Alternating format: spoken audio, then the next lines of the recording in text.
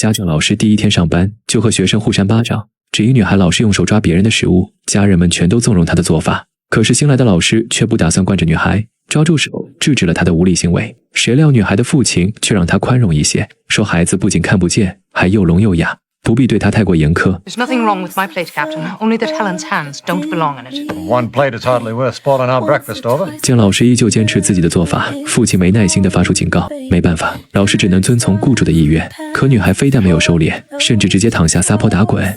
老师实在忍无可忍了，直截了当地指出家长毫无底线的溺爱，才导致她成了这般模样。为了改掉她的恶习，老师将家人们全都赶出了餐厅。 This is absurd. Arthur, I am sure that she is only trying to do what is best. 父亲气得要求妻子立马解雇老师，就算把孩子送到疗养院过一辈子，都比交给他虐待要好。然而此时的父母还没意识到，这个不配称作老师的人将带领女儿成为举世闻名的作家。当女孩再次用手抓食物时，安妮立即将餐盘移开。身为富家千金，哪里遭受过这样的待遇？女孩脸上满是愤怒与委屈，试图用这种方式来宣泄着心中的不满，而安妮却对她置之不理，只是在一旁静静地独自用餐。海伦见撒泼根本不起作用，心中的怒火愈发旺盛，朝着安妮大腿就掐了上去，随即趁机伸手抓饭。可老师的态度依旧坚决。海伦被彻底激怒，毫不犹豫地朝着安妮就是一巴掌。她没想到老师当着爸妈的面竟会还手。就这样，女孩没打老师一下，安妮全都如数奉还。海伦被气得直捶桌子，意识到这个老师不好招惹，她只得摸索着黑暗寻找妈妈。然而摸遍所有角落，每一个位置上都没有人，顿时恐惧如潮水般涌来。她慌张地用力地拍打房门，发出绝望的哭嚎。此时门外的母亲揪心地疼，安妮觉得是时候了，一把将女孩拎回座位，准备教她正常人的吃饭方式。海伦很不情愿，一次次的逃跑，安妮也是一次次的将她抓回，就算钻到桌子底下躲起来，也得把她拉出来。可女孩就是怎么也不肯屈服，强烈的叛逆心理让她直接爬上了餐桌。由于周围一片黑暗，她在餐桌上走得踉踉跄跄，内心的恐惧也从脸上流露了出来。一旁的安妮十分的紧张，挪开椅子，随时准备接她。女孩被吓坏了，双手止不住的颤抖，摸到女人并不是妈妈时，又害怕的缩回了手。安妮重新盛了一盘。海伦以为对方妥协，于是再次用手抓向食物，谁知又被制止，还往手里塞来了一个勺子。女孩生气地扔向远处，不曾想安妮竟强行将她拎到勺子旁，让她亲自捡回勺子。就这样不断重复，终于安妮手把手地让女孩吃到了第一口饭。可安妮还没来得及高兴，却被喷了一脸的残渣。女孩的无理终于让她忍无可忍，拿起桌上的水壶，直接泼到了女孩脸上。海伦整个人愣在原地，还没反应过来，就被安妮强行抓着用勺吃饭。这一次女孩终于妥协了，乖乖地将食物咽了下去。安妮抓起女孩的手，用手语示意她做得很好。可就在她以为成功的时候，不料海伦却一把扯住她的头发，一起摔倒在了地上。就这样，两人再次陷入了僵局。直到午饭时间，母亲才看到女儿一脸惊恐地逃了出来，独自蜷缩在墙角，看着女儿害怕的模样，母亲很是心疼。就在这时，安妮也精疲力尽地走了出来。 Helen ate from her own plate with a spoon. The rooms are red, but she folded her napkin. 母亲瞬间控制不住自己的情绪，抱着海伦喜极而泣，而安妮则拖着疲惫的身体回房间休息。母亲专程追过来感谢老师，并对丈夫的态度而道歉。她向安妮聊起女儿，她本来是个健康的孩子，却因为一场猩红热成了一个聋哑的盲人。海伦对周围非常恐惧，所以才变得越来越暴躁，动不动就打砸家里的东西。要不是安妮的出现，孩子就会被父亲送去疗养院了。安妮谈起书上的案例，也是一个和海伦相似的孩子，2岁的时候因病致盲。 Did he succeed with her? He did. 母亲听后很是开心，她看到了女儿恢复的希望。安妮提醒了女人，像她那样把孩子当成宝呵护是没用的，必须让海伦学会保护自己。安妮曾经也有视力障碍，差一点就成了盲人，所以她非常能理解海伦。但是安妮希望通过自己的引导，能教会海伦盲人与世界交流的方法，才能更好的正常生活。于是安妮首先想教她认识字母。见海伦抱着洋娃娃爱不释手，摸摸娃娃的嘴巴，又摸摸自己。安妮见状连忙抓起她的手，用手语比划字母让她摸，然后掰着海伦的手重复刚才的手语。海伦学得很快，仅仅学了1遍就能准确无误地拼出单词，这让安妮欣喜不已，眼中闪烁着希望的光芒。然而哥哥却在一旁泼冷水，说妹妹像个猴子一样模仿人。 She has no idea what words even are.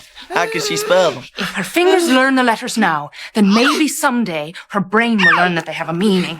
安妮将哥哥赶走，独自一人进行教学。她拿走海伦手中的洋娃娃，想要教她其他单词。不曾想海伦却突然变得暴躁起来，想要找回洋娃娃。安妮只是拿出蛋糕晃了晃，闻到美味的海伦瞬间就消停了下来。她掰了一块放进女孩嘴里，随即拉着手比划蛋糕的单词。 E. Cake. 没想到教学进展得这么顺利，这次海伦很轻松就模仿了出来。安妮也奖励了他一大块蛋糕。随后，他想再复习一下洋娃娃的单词，可是海伦却异常的抗拒，直接用娃娃砸向了安妮的头。他跌跌撞撞地跑出了门外，还顺手将门反锁。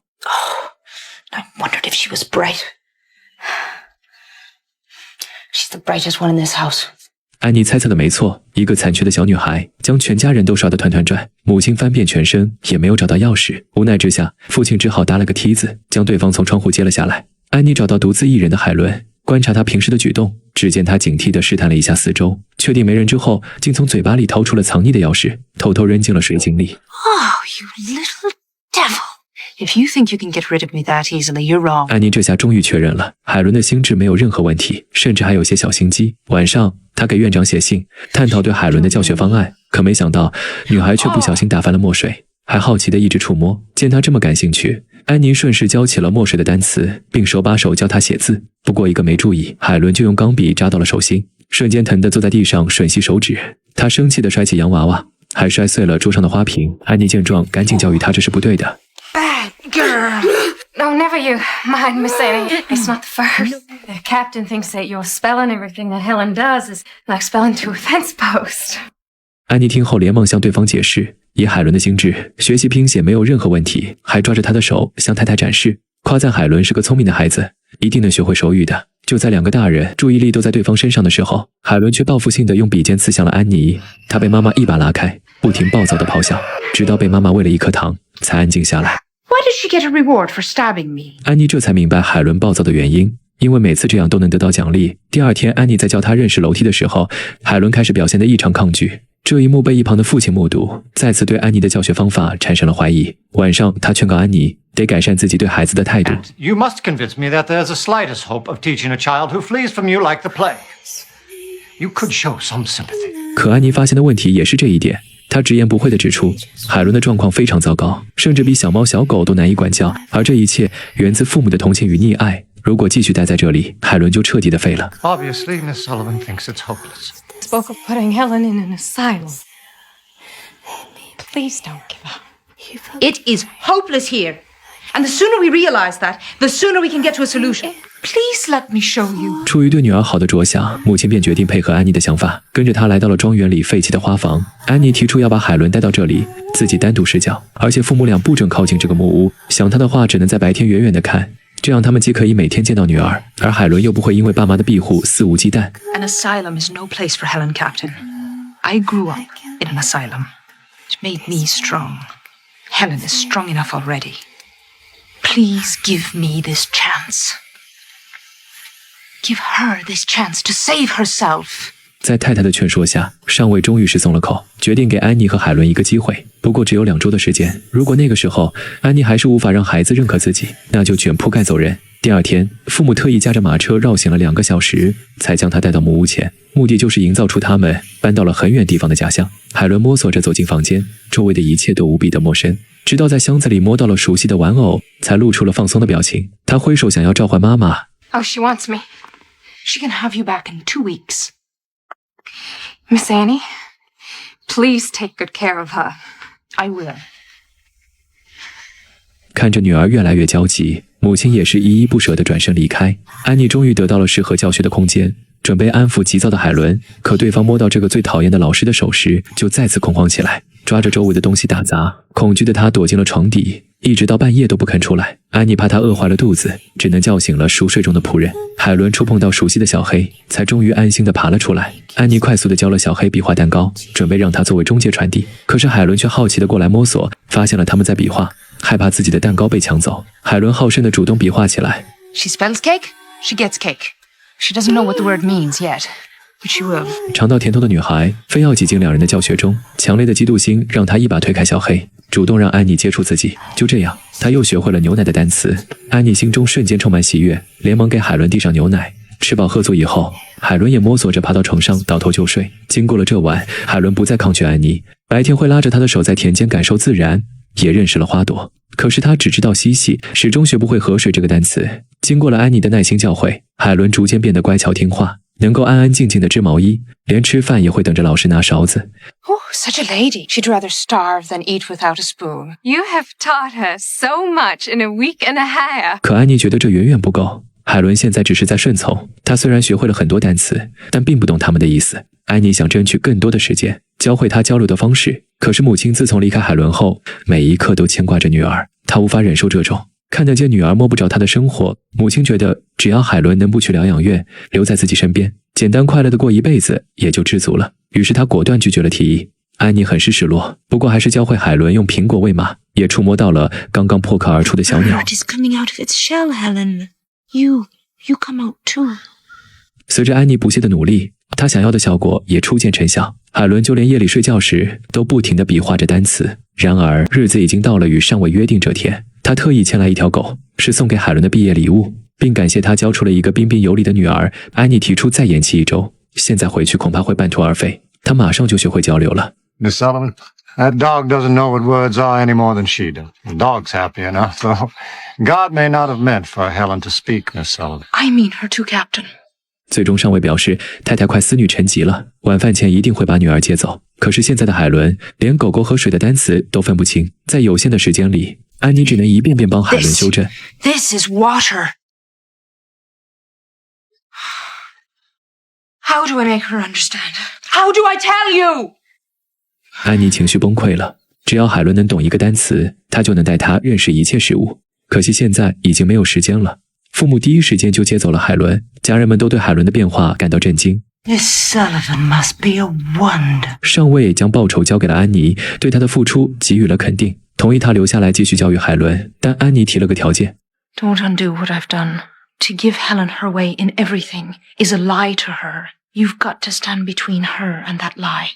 Don't give in. 父亲爽快地答应了。可是，一回到家里，安妮担心的事还是发生了。海伦一把扔掉脖子上的餐巾，安妮重新帮他垫上，他又一次扔掉了，而且想要重新用手抓饭。安妮拿走了他的盘子，海伦又开始发脾气。安妮想将海伦带回去，可是母亲立马站出来护犊子，请求老师宽容些。 She's testing you. I know. Give in to her then. She's the one who will pay for it. 母亲意识到这样会害了孩子，于是将海伦交给了安妮。可这时父亲却反悔了，说什么也不让女儿离开。安妮非常无奈，说如果这样，之前的一切都是徒劳。爸爸重新帮海伦整理好了一切，可是刚回到座位上，海伦就报复性地扔掉餐布，起身又想抓其他人的饭。在遭到安妮的阻止后，没想到竟直接抄起水壶泼了安妮一身。这一刻，安妮终于无法忍受了。 What are you doing? I treat Helen like a seeing child because I ask her to see. I expect her to see. 安妮强行带着海伦离开，可刚刚还在夸赞老师的祖母，现在却指责其上尉，让他赶紧把孩子抢回来。不料哥哥却在此时站出阻止父亲。 What? Let her go. She's right. If you drive Miss Sullivan away from here, then we're lost. Helen is lost. Captain, please.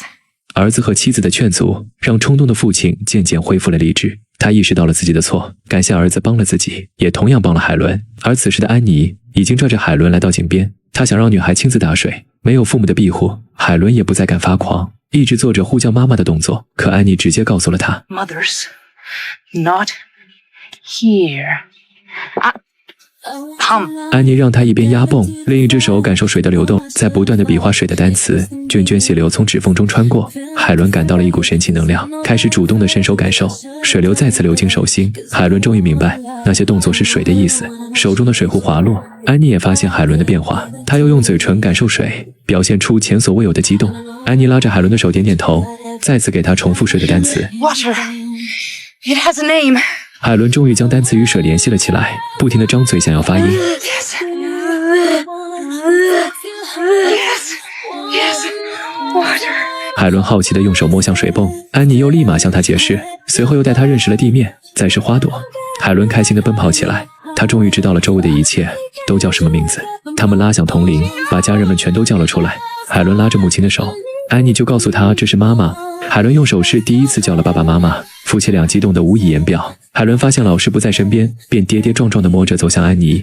她拍拍对方，想知道该怎么称呼。安妮告诉她 Teacher.